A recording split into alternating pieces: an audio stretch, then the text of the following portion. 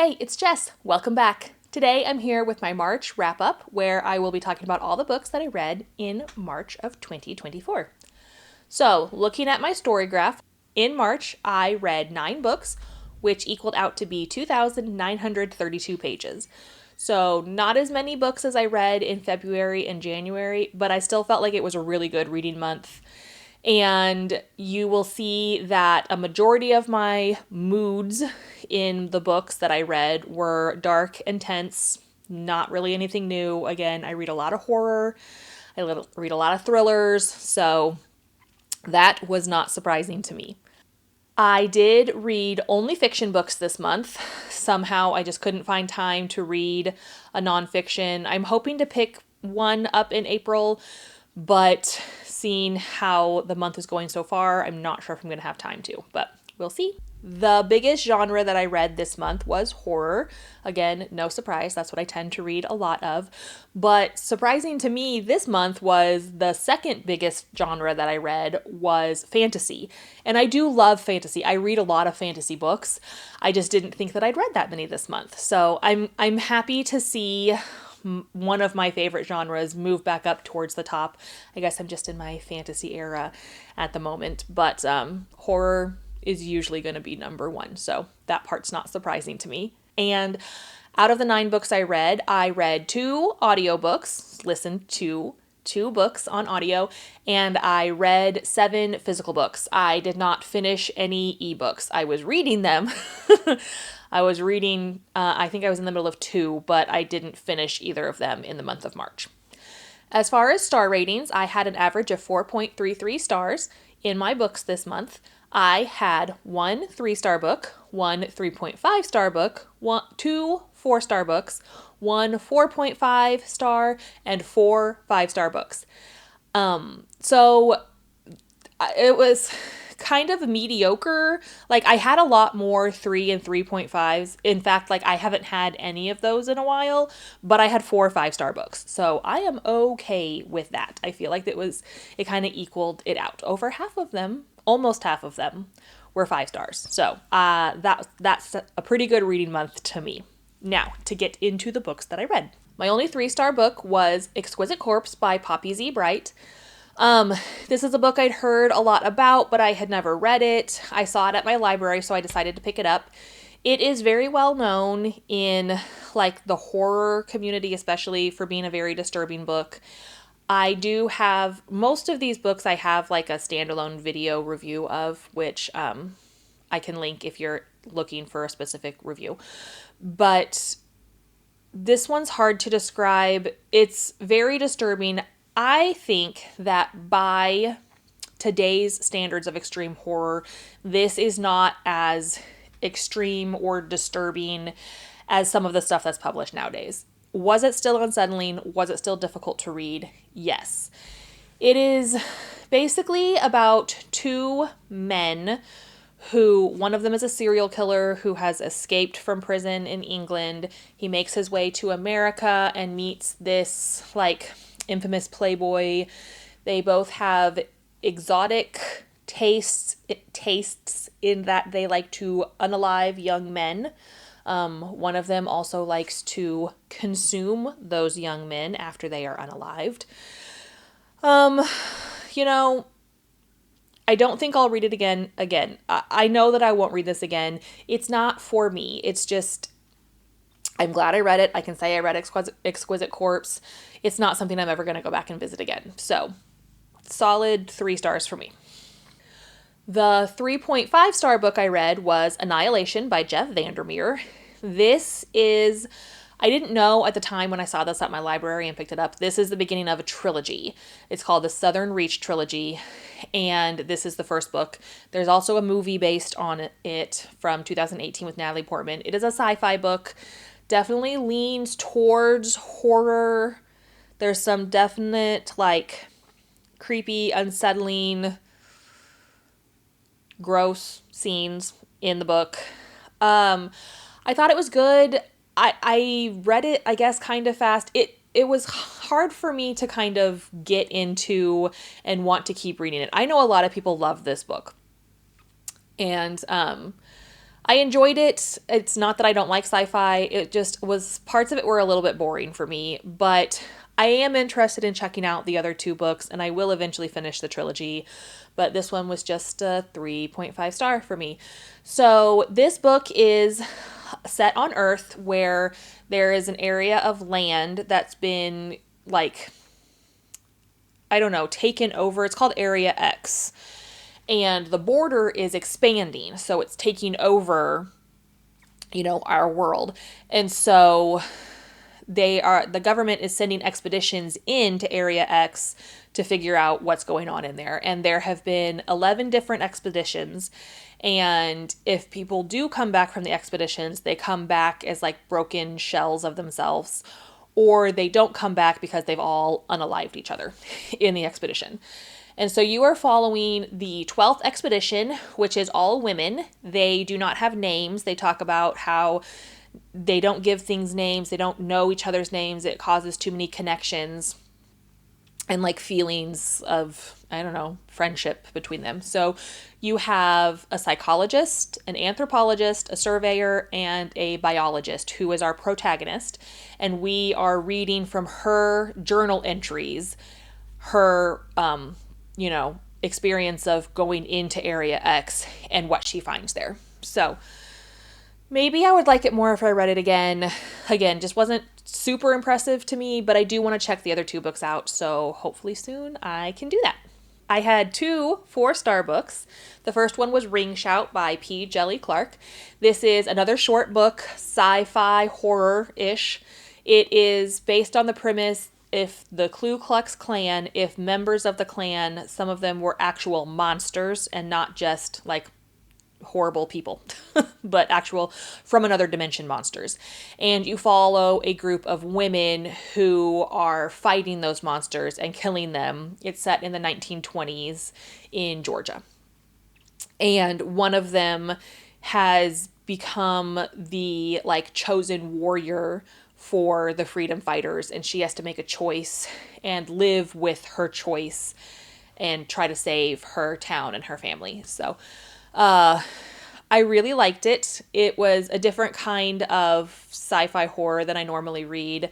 I thought it was really good. It read really fast. I really recommend. I wonder what it would be like on audiobook. I bet it's a really good audiobook. The writing style was a little hard to read at times, but overall, I really enjoyed that one. My second 4-star book was Silence in the Shadows by Darcy Coates. This is the 4th book of the Black Winter novels. And so you are continuing to follow our main characters throughout the books, their names are Claire and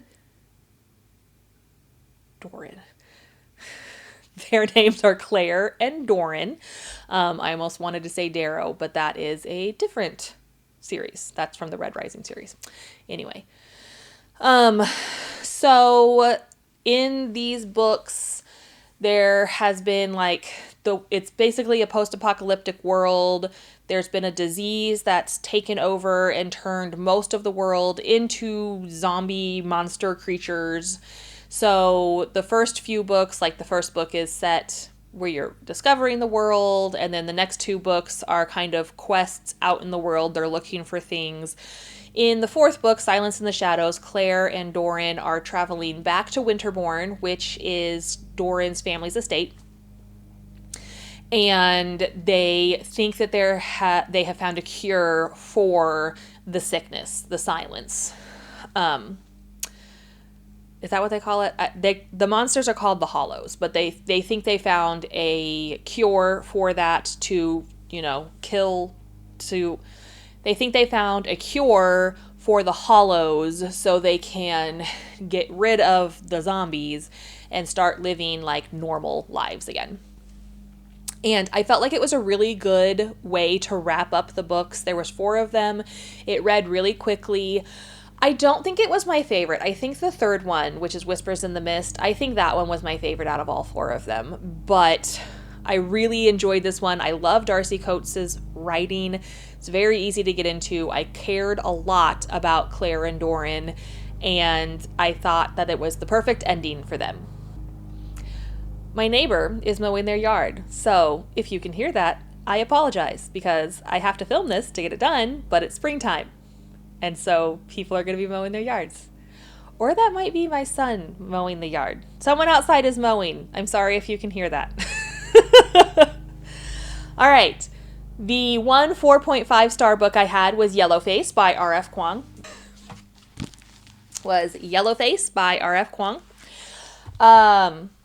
I really enjoyed this book. I read it as a buddy read with my best friend, and we read it. I read it really, really quickly. I read it in like 3 days, and I probably would have finished it before that. But the week that I read this, I was super duper busy, and so I just had a couple days where I didn't get to read very much.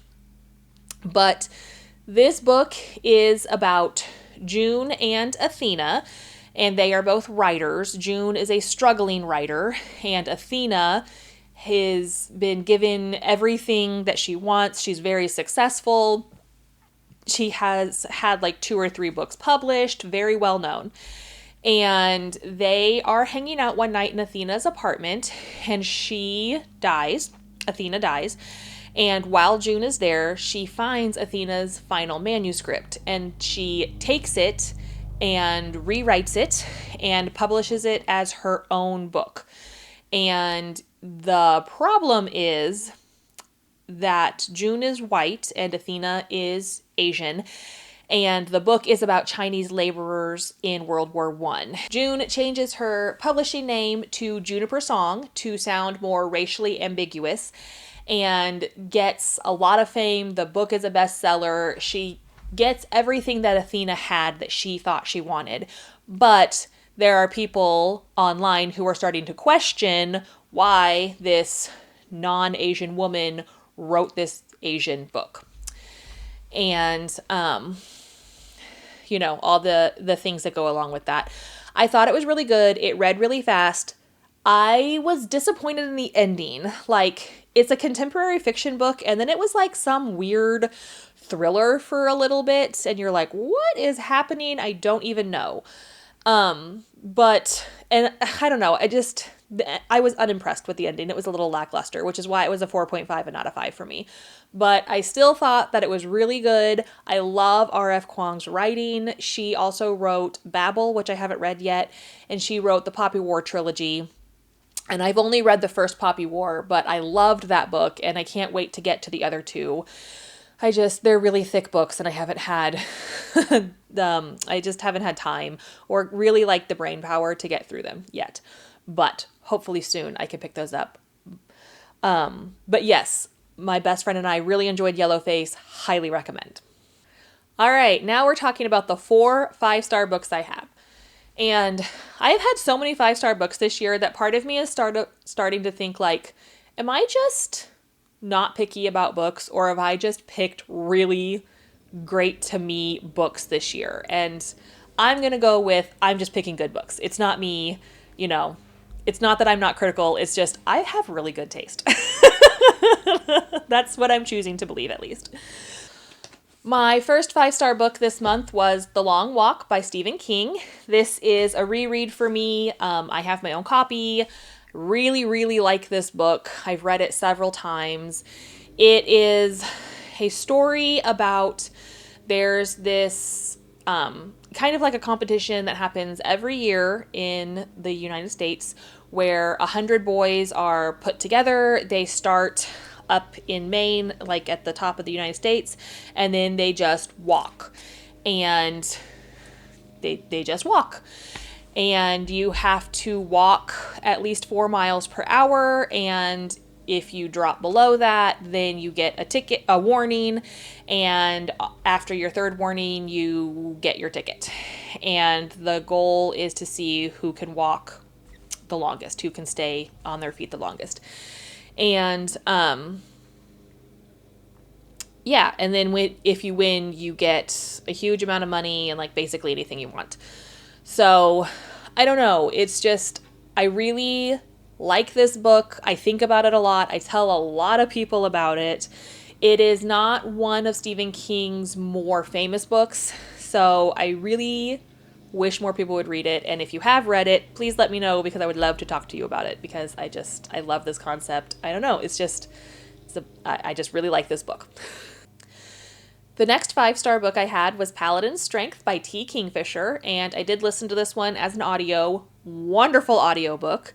This is the second book in the Saint of Steel series, where it's following a group of paladins who followed the Saint of Steel, and their god has died, and so they're left out in the world. Most of them have gone crazy, and there's a group of them who have kept their sanity, and the books are about each of those paladins. I think so. The first 2 books, at least, are about at least 2 paladins in that group. So in this book, Paladin's Strength, you're following Istvan and Claire is a nun, and Istvan has been tasked with taking Claire on a journey, on a quest. Her sisters from the abbey are missing, and so they are trying to find the other nuns in her community. I can't remember what nuns are called. Whatever. They're trying to find the other nuns. But they have a secret that they don't want people to know. It's a cozy fantasy. It has a very, very little bit of spice, but it's so funny. One thing that I love about this series, they have older main characters. And so Istvan is 40. Claire is either 36 or 38. I can't remember. She talks about it at one time. But I really like that. I love reading fantasy books, and I love reading fantasy books with representation of older main characters, because, you know, I'm getting a little tired of reading all about like mid to early 20s-year-olds and all the fantasy hijinks they get up to. But I really recommend this. I love T. Kingfisher. I love her writing. This one, when I was driving down the road, I listened to this one mostly in my car, and I just kept like smiling and giggling, and the other drivers probably thought I was crazy because this book just made my heart so happy. I loved it, and I think that everyone needs to listen to these books. I keep telling my best friend, you need to listen to this. It's so good. So, highly recommend. My next 5-star book was The September House by Carissa Orlando. This is a horror book, and it is a book you are following Margaret, and she and her husband Hal have bought a home, and what they didn't know when they bought the house was it's haunted. And although there are hauntings throughout the year, there's ghosts all the time, but it gets worse in September, and it gets so bad that in September the walls drip blood. And Hal, at the beginning of the book, has gone missing, and so Margaret is dealing with this house on her own. It is another older main character book. I loved that. Margaret is probably in her 50s or 60s. They have an adult daughter named Catherine, and Catherine finds out that her father is missing and comes to the house. But she hasn't ever been to the house, so she doesn't know it's haunted. So Margaret is like, please don't come to my house, especially not in September, because this is when it's the most haunted possible. And Catherine's like, yeah, no, I'm going to come to your house right now. Like, I'll be there in 2 days. And so Margaret spends a bunch of time. They don't have a great relationship. Margaret spends a bunch of her time trying to keep Catherine away from the ghosts and the creepy stuff. And so Catherine basically just thinks her mom's going crazy because she's like, what is wrong with you? But I really, really liked this. I've heard the audiobook is great. I read it as a physical book. All the ghosts, I loved all the ghosts. They all had a very distinct like backstory. They had quirks. There was definitely times where even for a horror book, I was laughing and giggling. Parts of it did get very gory. So there's definitely some like stuff in it, but overall really, really enjoyed it. Would love to read it again, maybe in the fall, in September. But I really enjoyed that book. It was fabulous. And my last 5-star book of the month was Tress of the Emerald Sea by Brandon Sanderson. I listened to this one as an audiobook, and this is like a almost like 5+, like 6, 7, 8, 9, 10 star for me. because of the audiobook. It was such a fun experience. All of the characters in Tress, they have different accents, and the audiobook narrator read them in the accents. It was so, again, just so funny, so heartwarming. So, Tress of the Emerald Sea, it basically is about a girl named Tress who lives on an island, and everyone lives on her island. You don't leave the island. And she is friends with a boy who is pretending to be a gardener, but really he's like a nobleman's son or something like that. He's like a big deal guy, but he pretends like he's a gardener because he doesn't want Tress to like be intimidated by him. And he goes traveling. His dad forces him to go traveling, and he gets captured. And so Tress sneaks off the island to go find Charlie. That's her friend. And along the way, accidentally becomes a pirate. And then, hijinks ensue. But it was just so fun. I love Brandon Sanderson's writing. So during the lockdown in 2020, Brandon Sanderson had a Kickstarter for 4 secret projects that he wrote during the lockdown. And Tress of the Emerald Sea is one of them. So he's been releasing them and publishing them now. And so this was one of those. And it's in the Cosmere, which is what his book universe is called. I read a couple other Brandon Sanderson books. I have read There's My Son Mowing the Yard. Again, sorry about that. I have read a few other Brandon Sanderson books in the Cosmere. I have read the first 2 Mistborn books, which is The Final Empire and The Well of Ascension. And I need to read The Hero of Ages. I need to read that one still. And then I've read Elantris. I listened to that as an audiobook, also a fabulous audiobook. So I really enjoy Brandon Sanderson's writing. I wouldn't say like Mistborn, and I know he wrote the Stormlight Archives, I think is what it's called. Those are like fantasy books. If you are not a fantasy reader, I would not recommend starting fantasy with those books. Tress of the Emerald Sea, although in the Cosmere and a fantasy book, I think is a very good way to be introduced to fantasy. You love all the characters. They all have backstories. They all have personalities. And you see all of these pirates come together and become a family. And you see Tress grow from this girl who did everything she was supposed to. She was just a simple window washer until, now she's on the high seas saving the man that she discovers that she loves. So really fun experience. Highly, highly recommend. Again, I recommend a bunch of the books I read this month because I just think they're all so fun. So that's everything that I read in March. April is shaping up to be pretty good so far. I think I finished 3 books so far, and just trucking right along. So let me know, have you read any of these books? What did you think? And I'll talk to you later. All right, bye.